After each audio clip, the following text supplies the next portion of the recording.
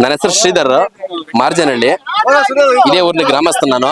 ನಮ್ಮೂರು ಬರೀ 450 ಮೀಟರ್ ಅಂತರದಲ್ಲಿ ಅಷ್ಟೇ ಇರೋದು. ಇದು ಕ್ರಷರ್ಕ ಫಸ್ಟ್ ದಿಂಡ್ಕಲ್ ಮಾಡ್ಬೇಕು ಅಂತ ಹೇಳ್ಬಿಟ್ಟು ಪರ್ಮಿಷನ್ ತಗೊಂಡ್ರೋ ಇಲ್ಲ ಅದು ನಮಗೆ ಗೊತ್ತಿಲ್ಲ, ಮಾಹಿತಿನೂ ಇಲ್ಲ.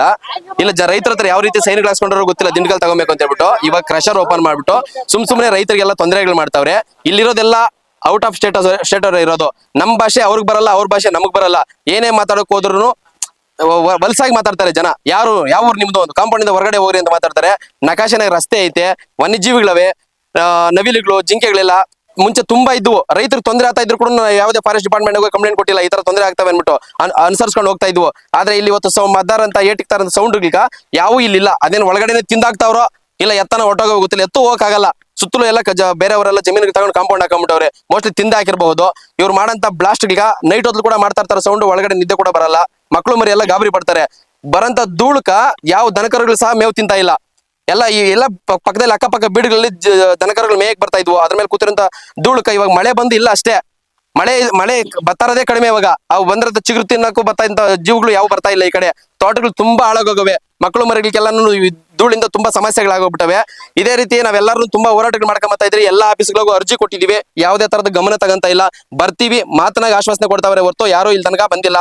ನಾವು ಫೋರ್ಸ್ ಮಾಡಿದ್ಕೋಸ್ಕರ RI ಅವ್ರು ಬಂದಿದ್ರು, DD ಅವ್ರು ಬಂದಿದ್ರು. ಅವ್ರು ಬಂದು ಏನಂತ ಹೇಳಿದ್ರು, ಗ್ರಾಮಸ್ಥರ ಮುಖಾಂತರ ಮಹಜರ್ ಮಾಡಿ ಇಲ್ಲ ಎಲ್ಲಾ ಮೈನಿಂಗ್ ಆಕ್ಟಿವಿಟೀಸ್ ನ ಬಂದ್ ಮಾಡ್ರಿ ಅಂತ ಅವ್ರಿಗೂ ಸಲಹೆ ಕೊಟ್ಬಿಟ್ಟೋಗಿದ್ರು. ಆದ್ರೂ RI ವರ್ಕ DD ವರ್ಕ ಯಾವ್ದೇ ತರದ ಬೆಲೆ ಕೊಡ್ದಿರನ ಎಲ್ಲಾ ಕೆಲಸಗಳು ಮಾಡ್ತಾವ್ರೆ. ಇವತ್ತು ವೇಮಗಲ್ ಹತ್ರ ನಡೀತಾರಂತ ಟಾರ್ ರೋಡ್ ಎಲ್ಲ ಕಿತ್ಕೊಂಡ್ಬಂದು ಇಲ್ಲೆಲ್ಲ ಆಗ್ತಾವ್ರೆ. ಏನೋ ಪೊಲ್ಯೂಷನ್ ಬೋರ್ಡರ್ ಬಂದು ಏನ್ ಹೇಳಿದಾರೆ, ರೈತರ ಸಮಸ್ಯೆಗಳನ್ನ ಇಲ್ಲಿ ಯಾರು ಆಲಿಸ್ತಾ ಇಲ್ಲ. ಬಂದ್ಬಿಟ್ಟು ಅವ್ರಿಗೆ ಸಲಹೆಗಳು ಕೊಡ್ತಾರೆ. ಸೀಟ್ ಹೈಟ್ ಹಾಕೊಳ್ರಿ, ಸ್ಪ್ರಿಂಕ್ಲರ್ ಮಾಡ್ಕೊಳ್ರಿ, ಈ ತರ ಸಲಹೆಗಳು ಕೊಡ್ತಾವ್ರೆ.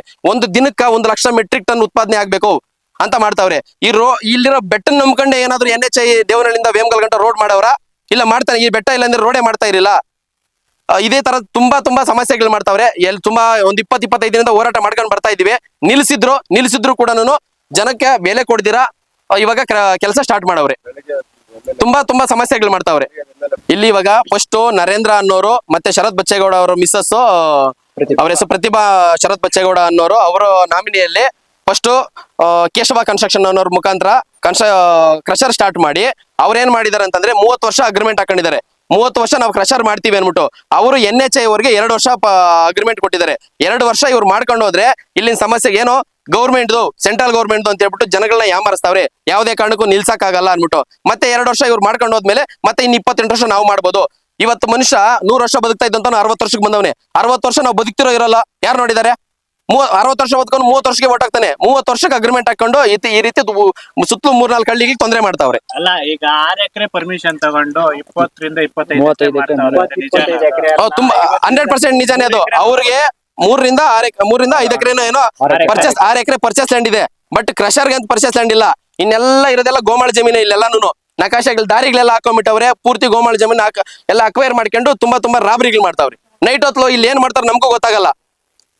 ನಮ್ಮೂರಿರೋದು ಈ ಕಡೆನೆ. ಧೂಳ್ ತೊಂದರೆ ಆಗ್ತಾ ಇರೋದು ನಮ್ಮೂರಿಗೆ. ಬಟ್ ಇಲ್ಲಿಂದ ಐಟಮ್ ಎಲ್ಲ ಸಾಗಿಸ್ತಾ ಇರೋದು ಬೇರೆ ರೋಡಲ್ಲಿ. ಸರ್, ಇದು ಕ್ರಷರ್ ಸ್ಟಾರ್ಟ್ ಆದ್ರೆ ಈಗ